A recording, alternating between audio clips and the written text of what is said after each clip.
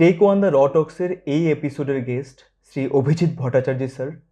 তিনি ত্রিপুরার একটি কোচিং সেন্টারের অধ্যক্ষ তথা প্রতিষ্ঠাতা। আমরা কথা বলেছি ধর্ম, রাষ্ট্র, যুদ্ধ নিয়ে, ওনার বই পড়া নিয়ে এবং ত্রিপুরার বিভিন্ন রকমের চাকরির পরীক্ষা নিয়ে। তবে শুরু হোক। স্যার, একদিকে সিভিল সার্ভেন্ট, একদিকে টিচার, দুটো ফিল্ডেই, দুটো প্রফেশনেই একটা বাঁধা ধরা নিয়ম থাকে, starting from the dress code to how you should behave in public. রাস্তায় নাচানাচি হোক বা রেস্টুরেন্টে গিয়ে বড় হইচই করে একটা আড্ডা হোক, সব কিছুতেই একটা বাঁধা ধরা নিয়মের মধ্যেই কাজ করতে হয় civil servant as well as a teacher. এই একটা প্রি কনসিভড যে একটা নোশন, একটা ফ্রেমে বেঁধে দেওয়া, এটা কে ঠিক করে আর এটা কতটুকু যথোপযুক্ত? এই যে রেস্ট্রিকশনটা আছে, টিচার হোক বা অ্যাডমিনিস্ট্রেটর হোক, এটা নির্ভর করে ইন্ডিভিজুয়ালের উপর। এখানে কোনো কোড অফ কন্ডাক্ট বলে কোনো কিছু নেই যে টিচারকে এইগুলো মানে সে করতে পারবে না, সে ড্যান্স করতে পারবে না, সে পিকনিক যেতে পারবে না, সে জোরে কথা বলতে পারবে না, এমন কোনো কোড অফ কন্ডাক্ট নেই। সেম জিনিসটা রয়েছে বিউরোক্রেসির উপর। তো এখানে দেখা যাচ্ছে যেহেতু একজন শিক্ষক ছাত্রদের নিয়ে ডিল করে এবং বিউরোক্র্যাটস উনি অ্যাডমিনিস্ট্রেশনটা দেখেন, তো উনার ভেতর থেকে এই জিনিসগুলো আসে যে প্রচুর লোক আমাদেরকে দেখে, আমাদের জীবনযাত্রা অনেক লোককে ইন্সপায়ার করে, ঠিক আছে? তো যেটা বললাম, কিন্তু এমন কোনো রেস্ট্রিকশন বলে কোনো কিছু নেই যে তোমাকে এইভাবেই চলতে হবে, ঠিক আছে?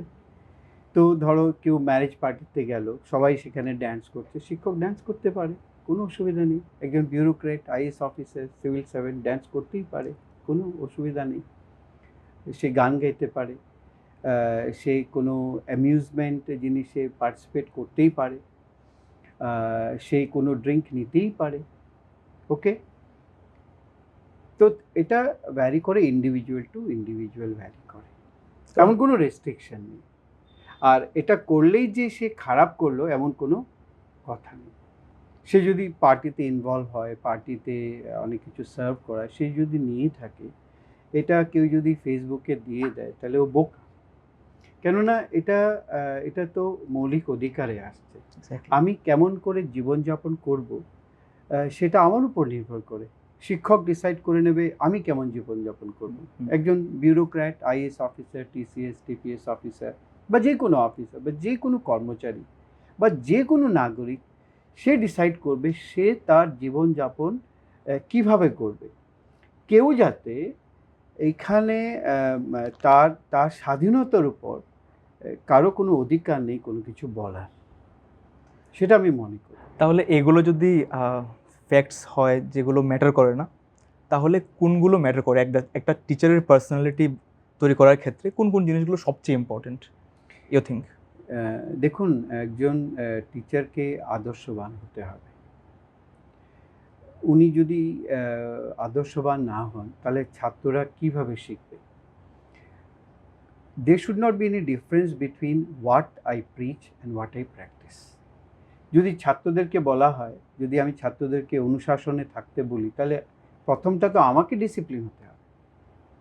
আমি যদি ইনডিসিপ্লিন হই, আমি যদি ওই সব কাজে যুক্ত হই যেগুলো অসামাজিক কার্যকলাপ, তাহলে আমি আমার ছাত্রছাত্রীদের কি করে বলবো যে তোমরা এরকম অসামাজিক কার্যকলাপে লিপ্ত হবে না? ছাত্রছাত্রীরা তো আমাকে দেখে শিখবে, ঠিক কি না? তাহলে এটা উচিত একজন শিক্ষককে, মানে আদর্শবান হওয়া উচিত, যাতে করে দেখতে হবে যে ছেলে বা মেয়েটি যে আমাকে দেখছে সে আমার থেকে কী শিখছে। আমরা যখন ছাত্র ছিলাম এমন অনেক স্যারদের কথা এখনও মনে পড়ে। এখন কর্পোরাল পানিশমেন্ট দেওয়াটা একটি মানে অন্যায়, কিন্তু আমরা সেই কর্পোরাল পানিশমেন্টের যুগে থেকেছি। আমরা ভুল করলে টিচার আমাদের মারধর করেছে এবং ভালোবাসত টিচার, মারধর যে করতো, বকা দিত। আজকে মনে করি যে আজকে যে জায়গায় আমরা এসেছি সেই কারণেই হয়তো বা এসেছি। কিন্তু যুগ পাল্টেছে, সময় পরিবর্তন ঘটেছে। এখন যদি কোনো মাস্টারমশাই কোনো ছাত্রের উপর হাত ওঠায়, তাহলে তো বাবু ওকে জেল যেতে হবে। তো সময় অনুসারে, পরিস্থিতি অনুসারে সেগুলো হয়ে থাকে। তার মানে কি সেগুলো বন্ধ হয়ে গেছে? হ্যাঁ, কর্পোরাল পানিশমেন্ট এখন নেই। কিন্তু এখনও পাঠদান করাকালীন যদি কোনো ছাত্র বা ছাত্রী সে যদি হোমওয়ার্ক না করে, সে যদি কথা না শোনে, আমরা বকাবকি করি। কেন বকাবকি করি? আজকের সে বকাটা হয়তো কালকে তার একটা নতুন পথে সে যাবে। আর আমি যদি মনে করি যে না, আমার কি দরকার, আমার ক্লাসে যাব, ক্লাসে পড়ি, আমি চলে আসব, কে ক্লাস করছে কে ক্লাস করছে না এগুলো যদি আমি করি, তাহলে আমি ঠিক শিক্ষক নই। এবার শিক্ষকতা থেকে সরে এবার যাচ্ছি আমরা লোকসেবার দিকে, সিভিল সার্ভিসের দিকে। আমার অনেক ক্লাসমেটসরা আছে যারা এখন aspirants. What quality should they have to become a good aspirant? I am not saying a civil servant, a good aspirant should have.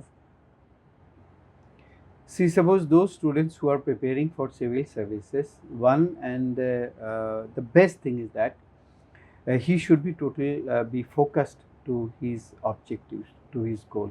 He can become a civil servant. He can become a civil servant. এখন অবধি ধরুন আমাদের এখান থেকে, আমি school of সায়েন্সের কথাটা বলছি, যেহেতু এটা প্রায় 35 বছর হয়ে গেছে সেটা আমি রান করছি, প্রায় 4000-এর উপর অফিসার আমরা তৈরি করেছি। তার মধ্যে 210 জন আছে যারা সিভিল সার্ভেন্ট আছে। কেমন? ওরা এখন ডিএম আছে, এডিএম আছে, এসডিএম আছে, বিডিও আছে, ডিসিএম আছে, এসপি আছে, ডিএসপি আছে, এসডিপিও আছে।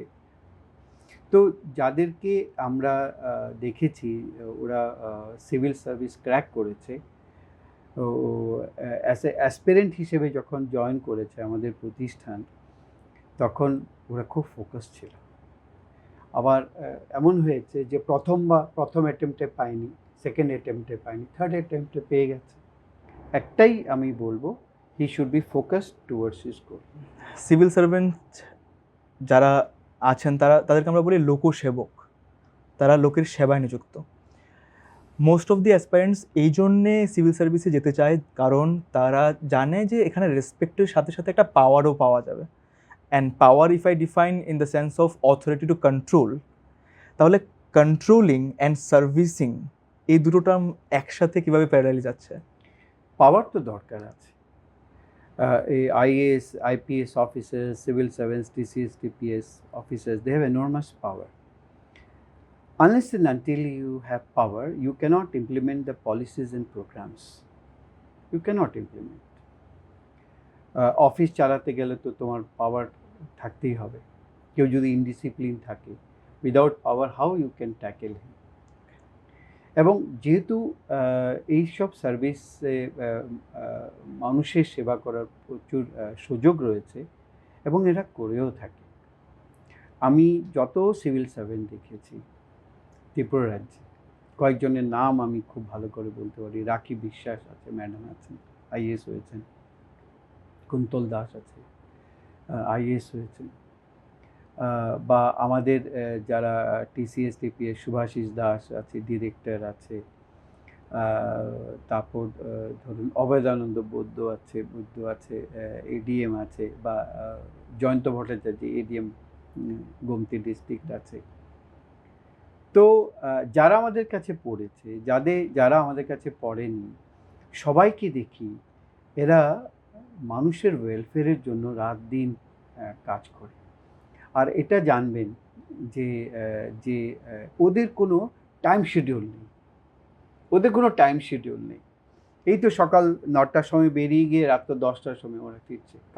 কাদের জন্য কাজ করছে? মানুষের জন্য কাজ করছে ওরা। তারপরেও এমার্জেন্সি কলস থাকতে হ্যাঁ, পারে। ইমার্জেন্সি কল থেকে ওদের কোনো ছুটি নেই। এরা যখন মানুষের প্রয়োজন পড়ে, আমি নিশ্চিন্তে ঘুমাই, ওরা কিন্তু নিশ্চিন্তে ঘুমায় না। ডিএমের কল আসলেই সঙ্গে সঙ্গে ওদের ছুটে যেতে হয়। যে কোনো সময় ইমার্জেন্সি পড়তে পারে। ডিসাস্টার ম্যানেজমেন্ট বলুন, চিকিৎসা ক্ষেত্রে বলুন, যখনই কল আসে তখনই ওদের ছুটতে হয়। এবং রাত দিন ওদের, আমি বলবো, আমি তো দেখি ওদের লাইফস্টাইলটা দেখি, প্রচুর স্যাক্রিফাইস করে ওরা জীবনে, প্রচুর স্যাক্রিফাইস করে থাকে। 9টার সময় বেরিয়ে গেছে, ওয়াইফ মনে করছে যে তো এই তো 5টার সময় আসবে, কোথায় দেখা গেল যে 10:30টার সময় ফিরছে। প্রচণ্ড ক্লান্তি, আবার সকালবেলা 9টার সময় বেরিয়ে গেছে। এটা সত্যি মানুষের সেবায় নিয়োজিত থাকে সবসময়। আপনি কি স্যার একটু ব্রেক নেবেন? না, চলুন। স্টুডেন্টসরা এখন অনেকগুলো এমন জিনিসে ইন্ডালজড হচ্ছে যার কারণে they are literally unable to focus on the things that they should be focused on, like studies or skill building. ওগুলো থেকে তারা ডিফোকাসড হচ্ছে। ওটার সবচেয়ে বড় রিজনটা কি মনে হয় আপনার, আর সলিউশনটা কি? সমাজে তো ধরুন অনেক ক্লাস আছে, অনেক সময় কি হয় এরা ডিরেইলড হয়ে যায়, তাদের ট্র্যাক থেকে ডিরেইলড হয়ে যায় বিভিন্ন কারণে। অনেকগুলো কারণ আছে। ইকোনমিক কারণ থাকতে পারে, সোশ্যাল কারণ থাকতে পারে, পারিবারিক সমস্যা থাকতে পারে। তো ওরা ডিরেইলড হয়ে যায়। তো ডিরেইলড হয়ে অনেকগুলো অসামাজিক কাজে লিপ্ত হয়ে যায়। কিন্তু ওদেরকে ওই তাদের এই লাইফস্টাইল থেকে ফিরিয়ে আনার দায়িত্বটা আমাদের, শিক্ষকদের, প্রশাসনের, মা বাবার। তো আমরা সেটাকে পজিটিভভাবে দেখে, ওরা ডিরেইলড হতেই পারে, কিন্তু আমরা তো চোখ বন্ধ করে এটা দেখব না যে ওরা ডিরেইলড হয়ে গেছে। এটা ধরুন আমাদের যারা শিক্ষক মণ্ডলী যারা রয়েছে, যারা প্রশাসনে রয়েছে, যারা ধরুন সোশ্যাল অ্যাক্টিভিস্ট যারা রয়েছে, ওদেরকে প্রাইম রোল প্লে করতে হবে যাতে করে ওদেরকে আবার নর্মাল লাইফে যাতে আমরা ফিরিয়ে আনতে পারি। So not punishment but kind of guidance is the way. No punishment শুনুন, punishment has nothing to do with rectification. Punishment should be the last word to be used. Punish করে আপনি কাউকে কোনো কিছু আদায় করতে পারবেন না। You should be good, you should set an example before them. ভয় দেখিয়ে আপনি কাউ থেকে কোনো কিছু আদায় করতে পারবেন, সাময়িকভাবে হয়তো ভয় করবে আপনাকে, কিন্তু ওকে ফিরিয়ে আনতে পারবে না। সবচেয়ে বড় কথাটা হচ্ছে গিয়ে ভালোবাসতে হবে তাকে। Go to the roots, ask him, become his very good friend. বাবা হতে পারেন, মা হতে পারেন, শিক্ষক হতে পারেন, but you become his good friend. Let him ventilate, ওর ভিতরে কি আছে ওটা প্রকাশ করুন, দেখুন আপনি সলভ করতে পারেন কি না। ওকে বলুন যে না, আমরা আছি, তোমার পিছনে আমরা আছি। স্যার ব্রেকফাস্ট হয়েছে? ব্রেকফাস্ট তো পাট করে করবে তোমরা না ব্রেকফাস্ট? না, আপনাকে জিজ্ঞেস করছি স্যার, মানে কি খেতে ভালো লাগে সকাল সকাল? খুব রেস্ট্রিক্টেড ডায়েট থাকে, ভেরি রেস্ট্রিক্টেড বলতে গেলে ধরুন একটা রুটি খেলাম বা একটা স্লাইস পাউরুটি খেলাম, একটা কলা, মাঝে মধ্যে চা, মাঝে মধ্যে half cup of milk, very less. তারপরে ফ্রুটস থাকে, অল্প বিস্তর ফল থাকে। প্রথম মানে একদম প্রপার মিল কখন করেন দিনের বেলা? Proper mill by 1 o'clock।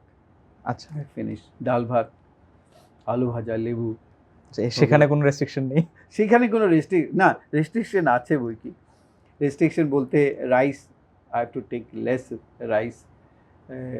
ডাল থাকে, কখনো কখনো মাছ থাকে, সেলডম মাংস থাকে, বাট ডাল ভাত, লেবু, আলু ভাজা এগুলো মানে মাই ফেভারিট ওকে। ডিশ। রান্না করেন স্যার নিজে?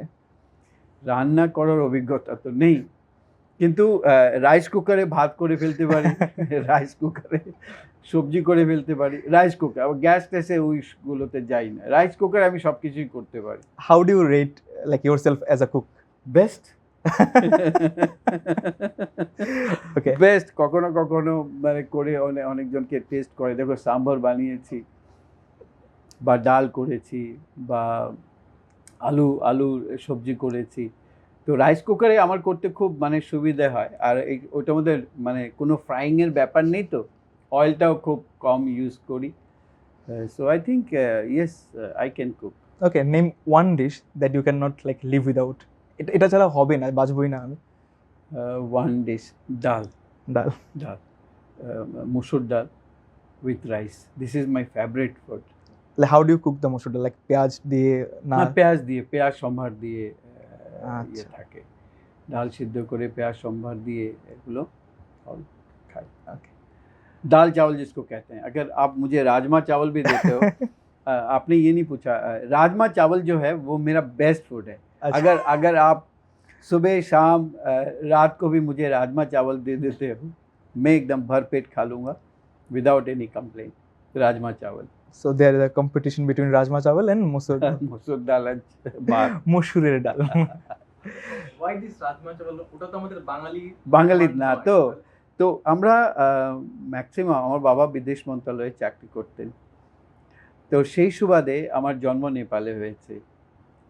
তারপর ধরুন নেপাল থেকে গুজরাট থেকে পাটনা থেকে ভুবনেশ্বর থেকে হায়দ্রাবাদ থেকে সিকিম থেকে আবার ভুটান, তারপর ধরুন আসাম, তারপর Tripura.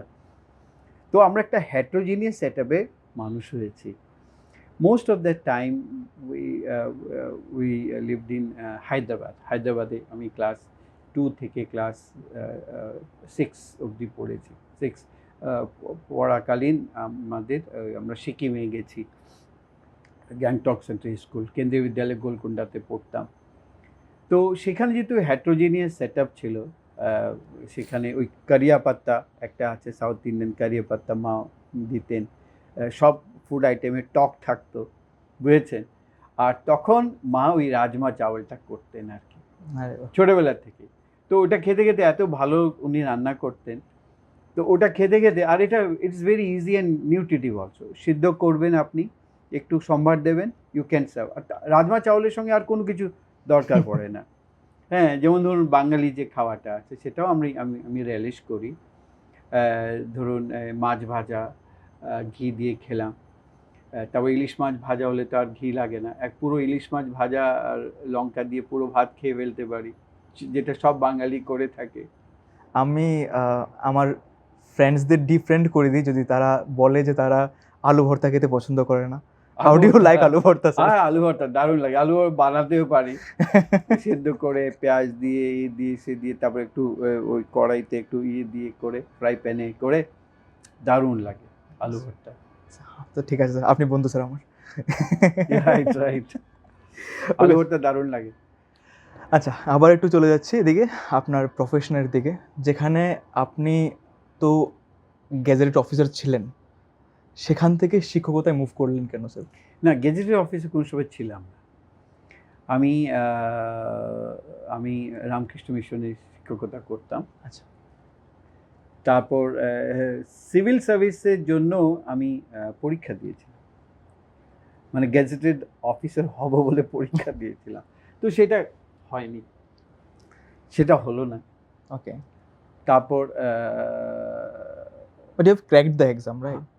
And then you have decided not to go there. No, I did not crack.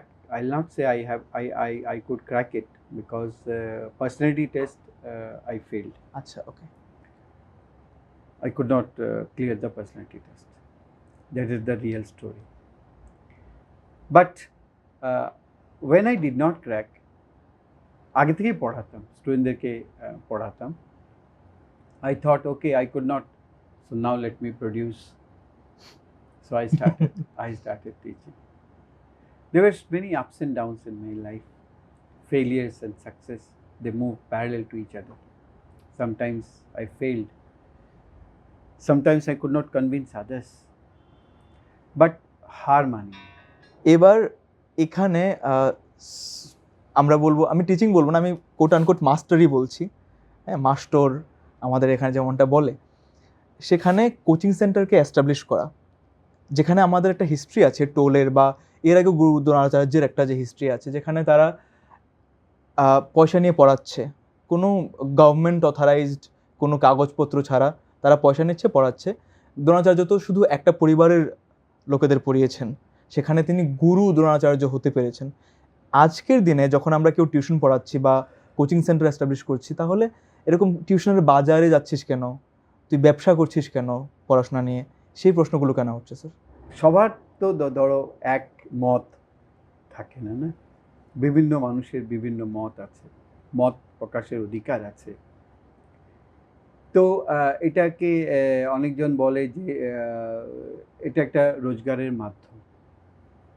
তাহলে রোজগারের মাধ্যম যেরকম গুরুকুল আগে ছিল, ছাত্ররা অর্থ দিত না, কিন্তু মা বাবারা এসে দুধ দিয়ে যেতেন, ফল দিয়ে যেতেন, চাল দিয়ে যেতেন, ওরা দিতেন।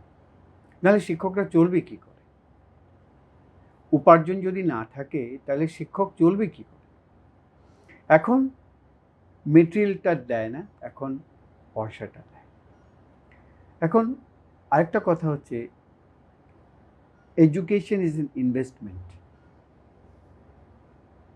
Education is an investment. আজকে যদি কোনো ভালো শিক্ষক ছেলে মেয়েকে না পড়ায়, তাহলে ও জ্ঞান অর্জন করবে কি করে? ধরুন একটি ছেলে 11-12 পড়ছে, স্কুলে ভালো পড়ায়, নো ডাউট ইন ইট, কিন্তু তার আরও এক্সট্রা চাইছে, সে টিচারের কাছে যাবে। তুমি টিচারের কাছে যাবে, সে সারাদিন তোমাকে পড়াবে, তার বিনিময়ে তুমি তাকে টাকা দেবে না? টাকা দেবে না? তুমি টাকা দেবে না? তো কেন পড়াবে তোমাকে? আর এটাও মনে রাখবেন, যতজনই পড়ায়, প্রাইভেট টিউটার হোক বা বা কোচিং সেন্টার হোক, এটা জানবেন যে প্রত্যেকটা সেন্টার আছে, ভালো আছে, ওরা চেষ্টা করে ছেলে মেয়েদেরকে ভালো কিছু ওরা যাতে দেয়। আর এটাও সবাইকে জানতে হবে, ওরা কিন্তু সবার থেকে টাকা পয়সা নেয় না। একটা অ্যাটেন্ড করি কল। হ্যালো, আচ্ছা আমি একটা প্রোগ্রামে আছি, আমি তোমাকে কল ব্যাক করবো পরে।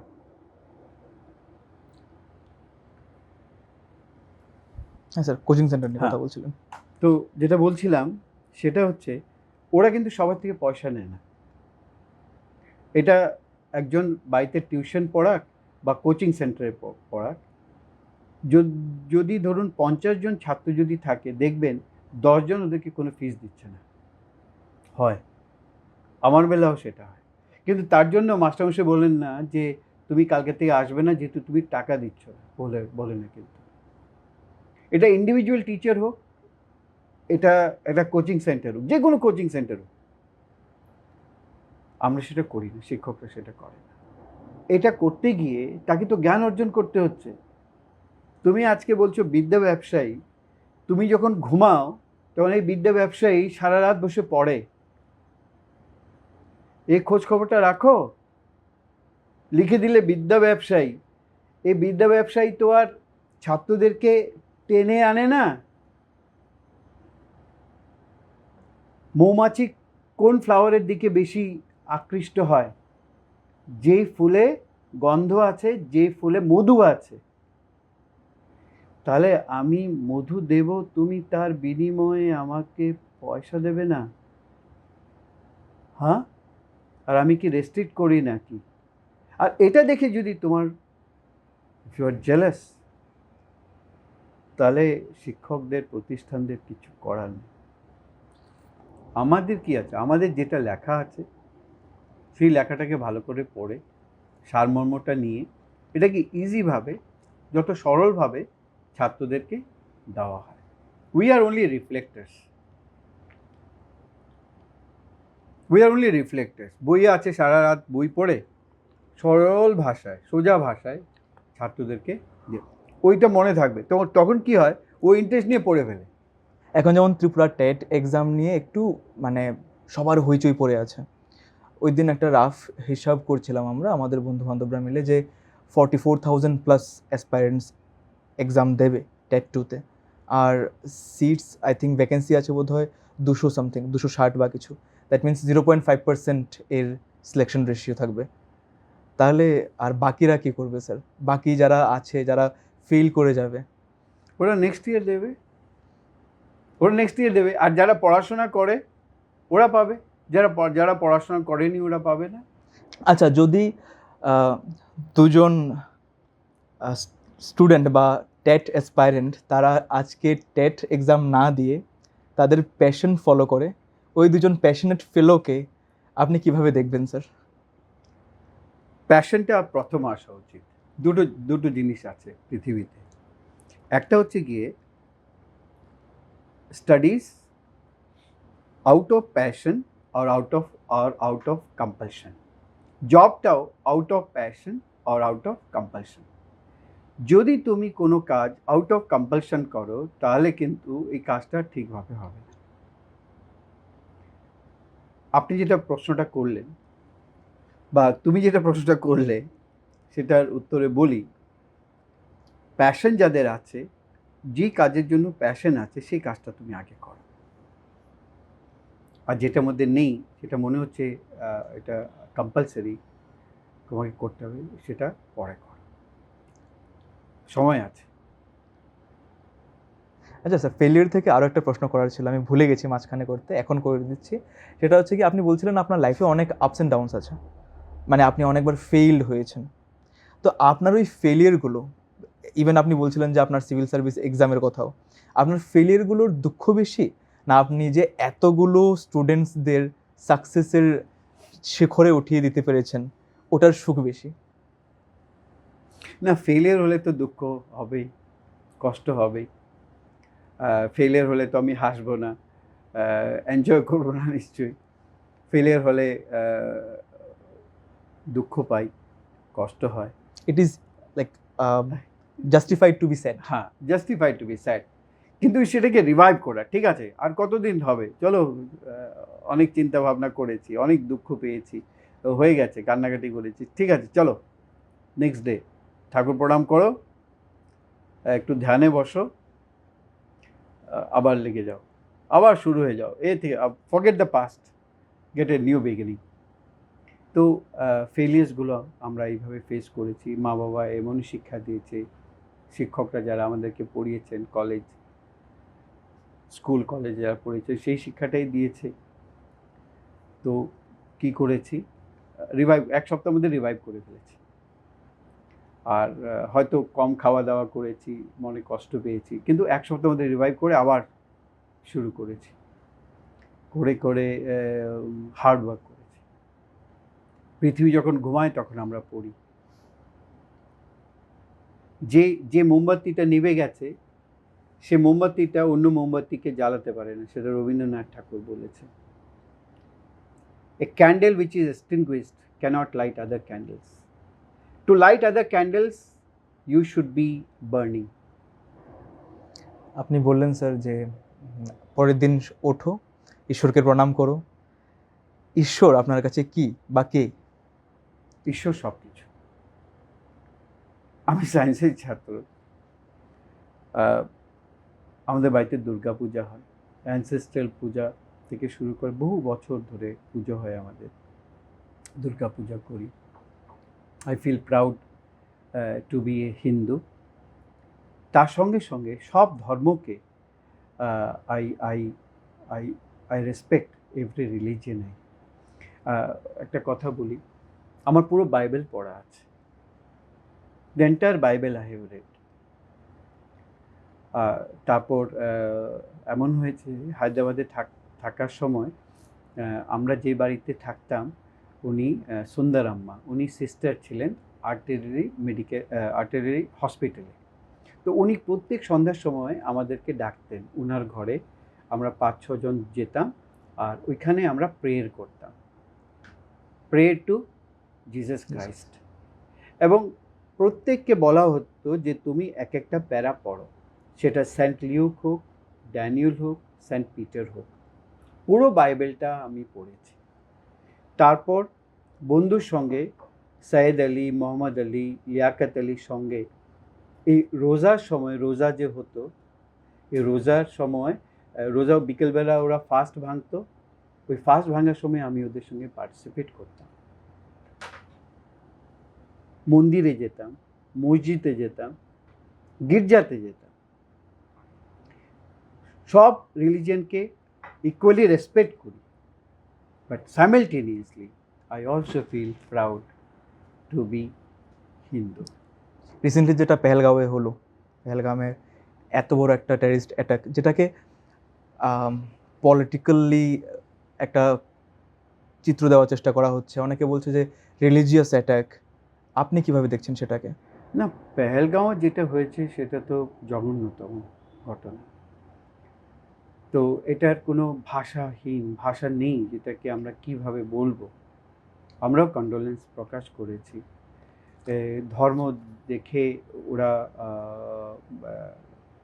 মানুষদেরকে ওরা হত্যা করে, নিরীহ মানুষদেরকে হত্যা করেছে, এবং সেটা কেন করলো? সেটা করলো যে ওরা অন্য রিলিজিয়নদেরকে মানে ইয়ে করেনি, হিন্দু বেছে বেছে ওরা করেছে। তো এই যে জিনিসটা আছে সেটা এটা করার পিছনে ওদের ওদের ওদের মোটিভটা কি দেখতে হবে, সেটা মোটিভটা কি দেখতে হবে। তো মোটিভটা হচ্ছে আমাদেরকে ডিস্টেবিলাইজ করা, ভারতবর্ষ একটি অখণ্ড দেশ, এটা ডিস্টেবিলাইজ করা। তো ওদের এটা বোঝা উচিত, ভারত এত বড় একটি দেশ, একটি সেকুলার দেশ, সেখানে আমরা সব ধর্মকে আমরা সমানভাবে দেখি। তো ওরা ভেবেছে যে আমাদের মধ্যে ওরা একটা বাউন্ডারি ক্রিয়েট করবে, কিন্তু আমাদের নেতারা যারা আছে সেটা হতে দেয়নি।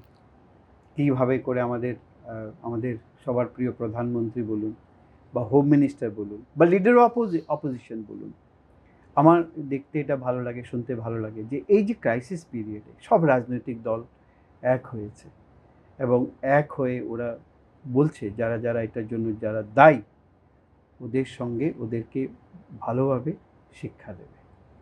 ডিরেক্টলি প্রশ্ন করছি স্যার, ওয়াজ ইট আ অ্যান্টি হিন্দু অ্যাটাক? একদিকে তো অ্যান্টি হিন্দু অ্যাটাকই আছে বলতে গেলে, মানে সত্যি স্পষ্ট ভাষায় যদি বলি অ্যান্টি হিন্দু অ্যাক্ট তো বটেই। কেননা যেগুলো শুনতে পেলাম, পড়তে পেলাম, ওরা নাকি আগে বলেছে যে তুমি বলো যে তুমি যদি মুসলমান হয়ে থাকে কালমা পড়তে বলা হয়েছে। কালমা পড়। এটা আবার কি? এটা একটা হলো নাকি? এটা এটা it is against humanity, it is barbaric, it is totally barbaric. যারা এদেরকে ডিকটেট করেছে, যারা এটাকে করেছে, do you think they are মানে human beings? Do you think they are human beings? কিন্তু আমরা রেস্ট্রেন্ট রেখেছি, এখনও রেস্ট্রেন্ট রেখেছি। কেউ যদি মনে না করে this is our weakness, no, we can also retaliate, and retaliate to the extreme, we can retaliate. আমার বন্ধু আছে, ও একটা এমন করে নিজের থিওরি দাঁড় করিয়েছে, নিজের থিওরিটা, যে যেখানেই টেররিজম হচ্ছে, if you go to the root of it, they are Muslims. No religion teaches about terrorism. No religion. কোনো রিলিজিয়নে আপনি রামায়ণ পড়ুন, মহাভারত পড়ুন, গীতা পড়ুন, বাইবেল পড়ুন, বা ইসলামিক বুকগুলো পড়ুন, nowhere it is written that you should become a terrorist. কিছু লোক আছে ফান্ডামেন্টালিস্ট যাদেরকে বলি, ওরা এইসব কাজে লিপ্ত আছে। এবং যেটা বললেন, মানে অধিকাংশ দেখা যাচ্ছে যে ইসলামিক নেশনসগুলো যেটা আছে, they are involved in terrorism. But why it is like that? Let's go to the root. Osama bin Laden আমরা দেখেছি। Who created Osama bin Laden? I will not answer this. Everybody knows. He was a terrorist. আজকে যে জম্মু কাশ্মীরে যে ঘটনাগুলো ঘটছে, right from 1947 ঘটে আসছে, হ্যাঁ, who is doing this? This Islamic fundamentalists are doing this. Why we could not reciprocate their killings? Why POK should not become a part of India? Why? You give a permanent solution to this. But every religion has good people. Every religion has bad people. Every religion has good people also. এটা তো আপনার মানতেই হবে। একদম একদম। I have so many friends who are Muslims. হ্যাঁ, So they're really very intelligent very and intelligent. genius. Yeah. Even এই যে মাস কিলিং গুলো হলো, even I have seen in the paper that Muslims also demonstrated. They came out of their homes and they really criticized those who killed our Hindu brothers. একটা জিনিস আমাকে মনে রাখতে হবে এভরি টাইম, যে we should not fight in the name of religion, and এটাই এই জন্য ওরা করছে সেই জিনিসগুলো।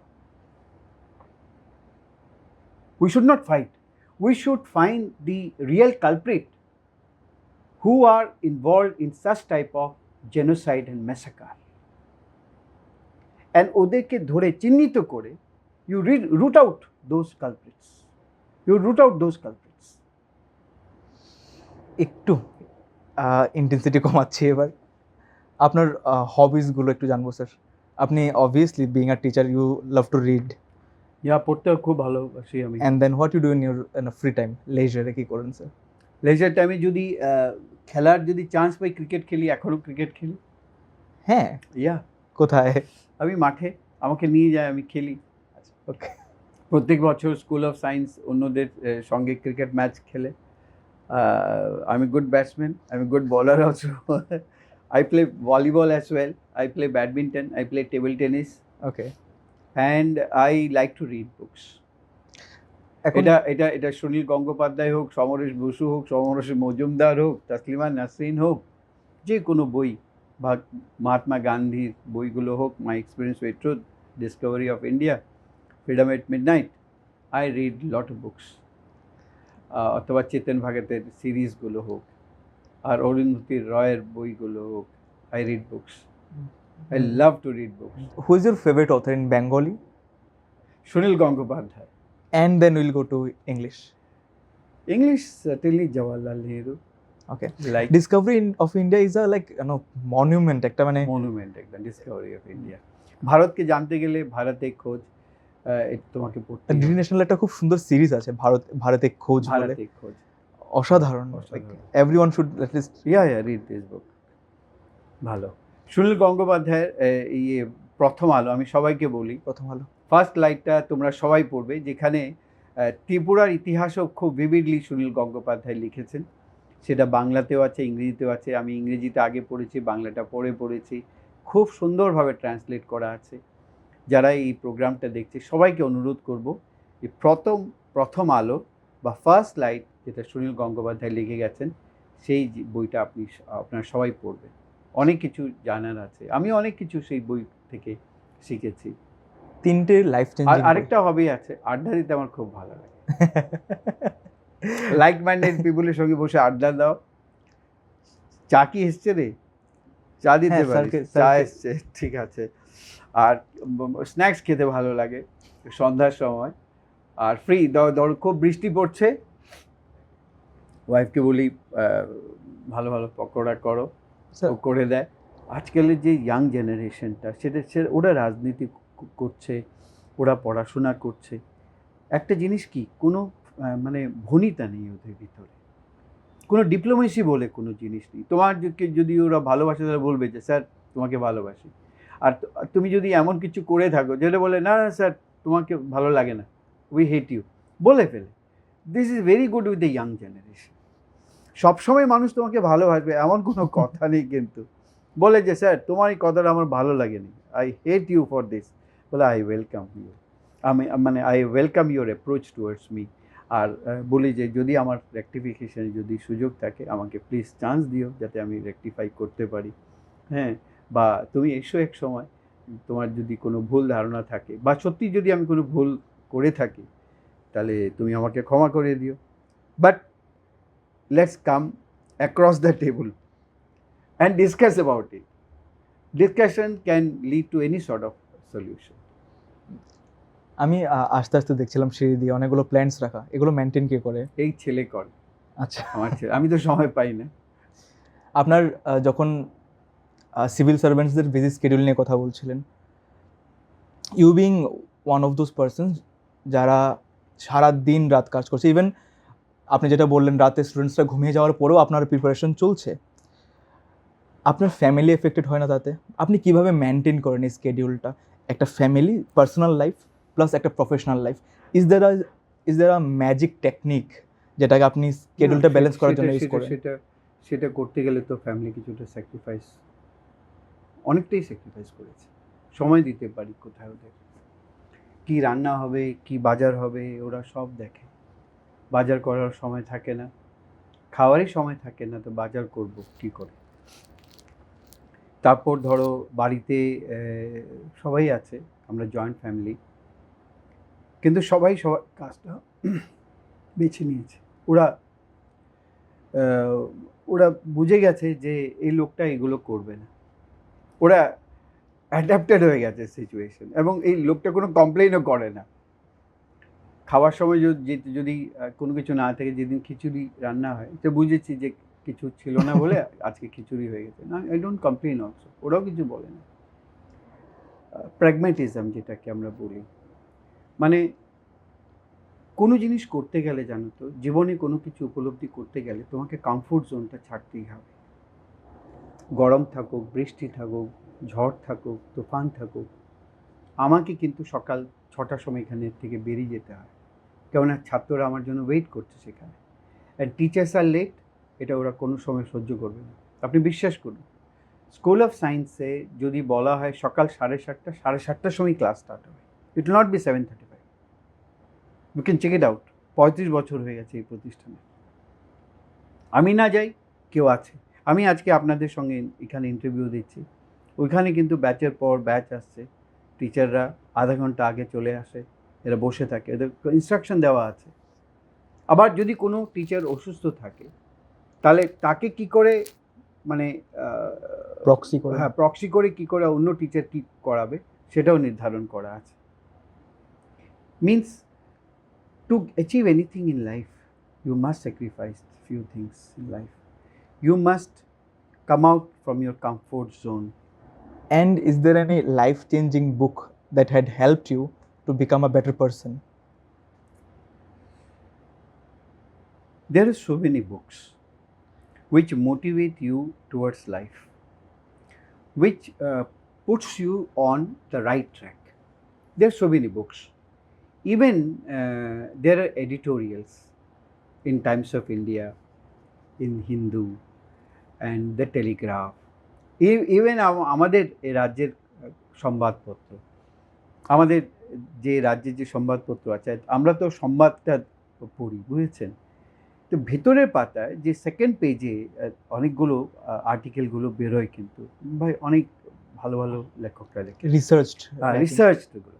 সেটা আপনি দৈনিক সংবাদ বলুন, স্যান্দন পত্রিকা বলুন, প্রতিবাদী কলম বলুন, বা ত্রিপুরা দর্পণ বলুন, বা ত্রিপুরা টাইমস বলুন, বা ত্রিপুরা অবজারভার বলুন, বা নর্থ ইস্ট কালার্স বলুন, লেখা থাকে। এগুলো কিন্তু অনেকজন এটা পড়ে না। আমি যখন জিজ্ঞেস করি, ক্লাসে যখন জিজ্ঞেস করি, কে কোন পত্রিকা তোমরা রাখো, বলে ওরা না পত্রিকার নামগুলো বলে। তো আমি ওই অ্যাক্সিডেন্ট এই সেই ওগুলো আমি আর পড়ি না। এটা this is my disqualification, that I don't read. বা কোনো ধরুন যে কোথাও কিছু ঘটে গেছে, বা কেউ কোনো অত্যাচার করেছে, বা কেউ চুরি করেছে, ধরা পড়েছে, ওগুলো আমি পড়ি না। আমার মানে ওগুলো আমার পড়তে ভালোই লাগে না। বা কোনো একটা ব্যাড ইনসিডেন্ট হয়েছে, ওগুলো আমি পড়ি না। এটা আমার ডেফিসিয়েন্সি বলতে গেলে, এটা is not a good quality, I should read, but I refrain from. আমি দ্বিতীয় পাতায় যেটা আছে, যেমন দৈনিক সংবাদে দেশে বিদেশে কী হলো, এগুলো আমি পড়ি, বা এডিটোরিয়াল কী লেখা হলো। আর যারা এডিটোরিয়াল লেখে, সত্যি I salute this people, how much knowledgeable. ওইখানে আমাদের ওদের সঙ্গে তুলনাই হয়। যে সাংবাদিকরা যারা এই এডিটোরিয়ালগুলো লেখে, যেই কোনো পত্রিকা ধরুন, আপনি যেটা বললাম, দৈনিক সংবাদ বললাম, স্যান্দন বললাম, প্রতিবাদী কলম বললাম, বা দেশের কথা বললাম, বা ত্রিপুরা দর্পণ, যতগুলো সংবাদপত্র আছে আমাদের এই রাজ্যে, সত্যি মানে যারা লেখে, ওরা কিন্তু একটা রিসার্চ করে লেখে, ওরা মানুষের মনের কথা লেখে। আমি শুরু করেছিলাম কিন্তু অ্যাজ এ জার্নালিস্ট, কিন্তু একটা ছোট্ট একটা ঘটনার ইয়েতে কি হয়, যে আমি বাবা বলেন যে তুমি আসো, এটার মধ্যে আসো, পরবর্তী সময় আসবে। তখনও পড়াতাম আমি। তখন আমি কি করেছি, এটাকে বাদ দিয়ে আমি পড়ানো শুরু করেছি। অ্যান্ড এখনও জানেন তো, যদি কোথাও শুনি কোনো সাংবাদিক অ্যাটাক হয়েছে, মনে হয় যে কেউ বা কারা আমাকে অ্যাটাক করেছে। I regard this people like anything. এটা শেখর দত্ত হোক, মানস পাল হোক, জয়ন্ত দেবনাথ হোক, বা যে কেউ হোক, আই স্টিল রিগার্ড, মানে আই রেসপেক্ট দিস পিপল, এবং ইয়াং জেনারেশনে যারা এসছে, সাংবাদিকতা যারা করছে, ওরাও খুব ভালো লেখে, খুব ভালো লেখে।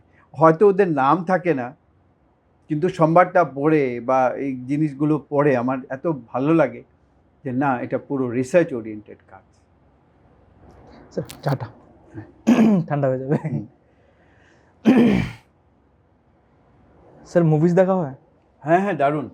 চান্স পেলেই সিনেমা দেখি। হলে গিয়ে না? হলে যদি সম্ভব হয় তাহলে হলে যাই। কেমন ম্যাক্সিমাম হলে গিয়ে সিনেমা দেখতে ভালো লাগে।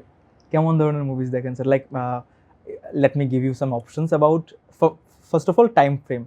এখন আফটার নিউ মিলেনিয়া 2000 এদিকের মুভি ভালো লাগে না পুরনো মুভিজ? কালকেও সন্ধ্যাবেলা, আপনি বিশ্বাস করুন, কালকেও সন্ধ্যাবেলা বসে ববি দেখছিলাম, পুরনো ববি দেখছিলাম বসে। এত ভালো লাগছিল, গানগুলো সুপার গান রয়েছে আচ্ছা ওটার মধ্যে। বা আনন্দ, মাঝে মধ্যে এই ছবি আনন্দ দেখি। Sir, let me talk about it.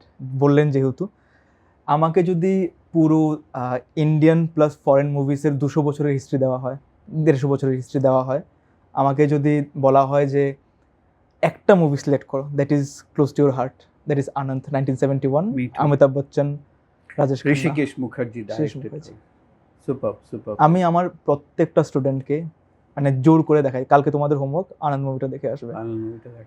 ঠিক। আপনি তুমি যেহেতু বললে আনন্দ মুভিটা, আমি সবাইকে বলি একটা মুভি দেখার জন্য, সেটাও রাজ কাপুরের তিসরি কাসম। অসাধারণ, black and white. Black and white. দেখেছো তোমরা সিনেমাটা? হ্যাঁ। দেখেছো?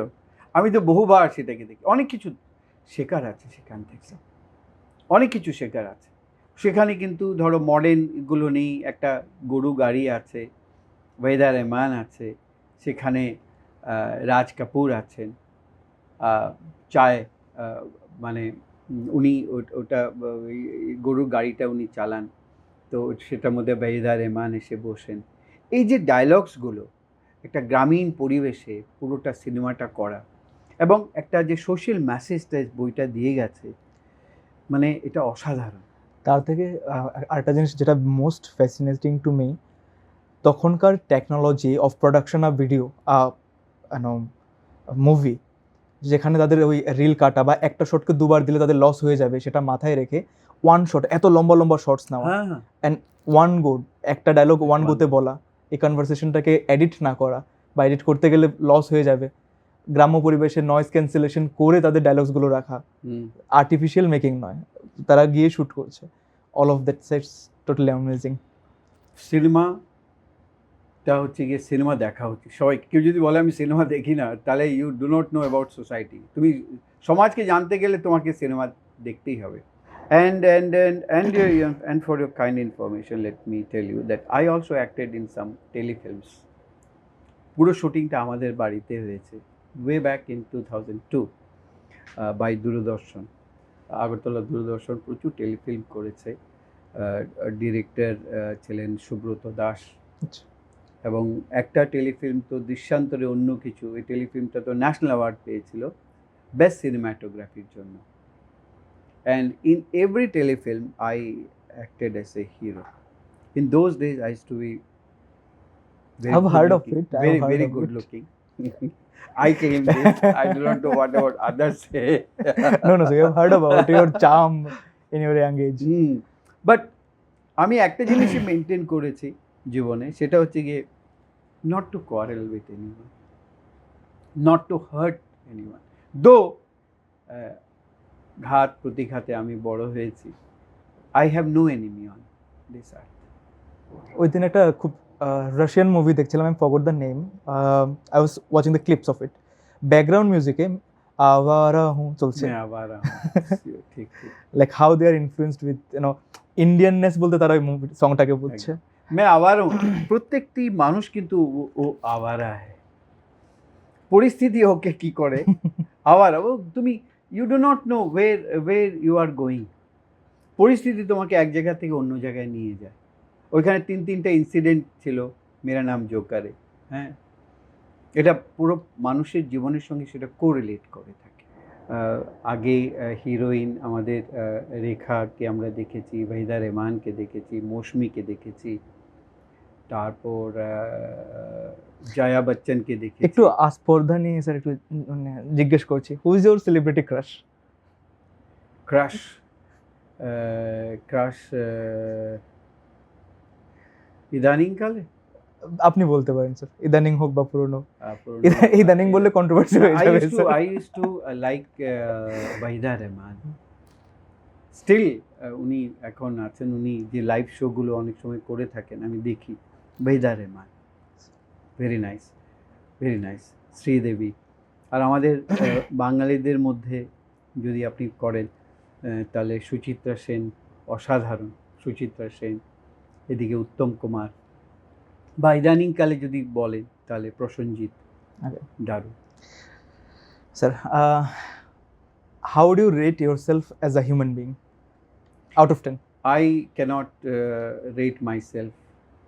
I cannot rate myself. না স্যার একটা অনেকজনের চোখে I am a very good figure. আবার অনেকজন আমাকে পছন্দও করে না। They hate me. They self hate me from the core of their heart. But for no reason.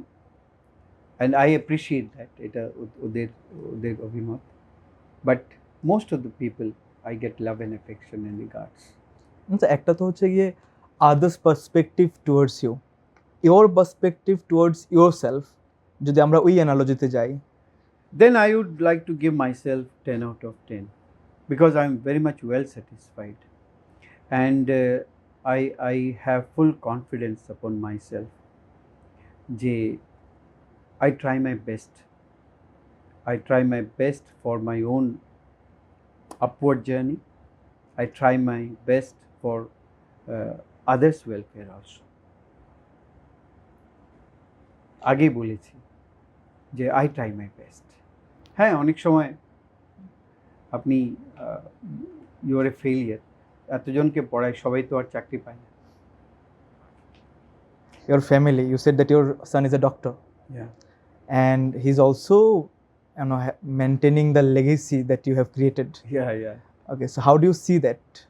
He should be in a clinic or School of Science building? yeah very good question you have asked and I have to answer these queries from so many people and they welcome এখন যেটা আছে এটা আমি ওর উপরে ছেড়ে দিয়েছি মানে ও কি করবে না হি উইল ডিসাইড আমাদের উপর থেকে কোনো চাপ নেই ওর উপর যেটা প্রত্যেক মা বাবাই করে থাকেন আজকালের মা বাবা এরকমই করে থাকেন ও MBBS করেছে then he went to for dermatology he faced this PG entrance R NEET PG আপনারা জানবেন যে খুব কঠিন পরীক্ষা খুব কম সংখ্যক কিন্তু যেখানে ও গেছে এনভায়রনমেন্টটা ওর ভালো লাগেনি সো হি সেড পাপা ও ওইখানে যাওয়ার আগে আমাদের এখানে স্কুল অফ সায়েন্সে ও পড়াতো তো but he was very much interested in dermatology ও ডার্মেটোলজি পেয়েছে থ্রু NEET PG ও গেছে বাট ও 6 মাস পরে ও বলছে যে he doesn't want to continue জিজ্ঞেস করা হয়েছে he is very much sure that no he is not pursuing there he is not interested to go anymore then he said papa can I teach বলে okay this is your institution আমার পরে তো কাউকে এটা চালাতেই হবে তো তুমি আগে ধরলে তো ভালোই হবে so I can retire after some time I'm already 62 years so I must retire and you young people are there যারা আছে এখানে পড়াচ্ছে they are very good teachers here the young generation তোমাদের মতন ছেলেমেয়েরা পড়াচ্ছে কেউ NEET থেকে NIT থেকে পাস করেছে কেউ বাইরের থেকে পাস করেছে ওরা ইয়াং জেনারেশন পড়ায় and old should be replaced by new so you better join এখনও পড়ায় অ্যান্ড আই ফিল গুড ওরও ভালো লাগে পড়া Today we are seeing age of digitalization. It is the age of AI, and we are seeing so many things like are being done by AI. তাহলে AI কি কোনোদিন টিচার্সদেরকে replace করতে পারবে? না, খুব দ্রুত এআই আসছে এবং আই অ্যাপ্রিসিয়েট এআই এত ভালো কাজ করছে, is very good. But AI কাছে যে ইনফরমেশন দেওয়া হয় সেটা নিয়েও কাজ করবে। Beyond that AI cannot think. Okay. Human brain cannot be replaced by any sophisticated AI. That is a fact. That is a fact. So the part of research is being lacked. হ্যাঁ, নাও AI খুব ভালো প্রেজেন্টেশনটা দেয়, এটা ঠিক। But when you have asked this question to us, যে can AI replace a teacher? I would say AI cannot replace a teacher. AI cannot replace a doctor. AI cannot replace a journalist. AI cannot replace any bureaucrat. AI cannot replace a author. Everyone is unique in his own self. But with this technology, AI যে টেকনোলজিটা আছে সেটা ধরুন it doesn't get fatigue. It doesn't get fatigue, and it can do the work at any time of the day.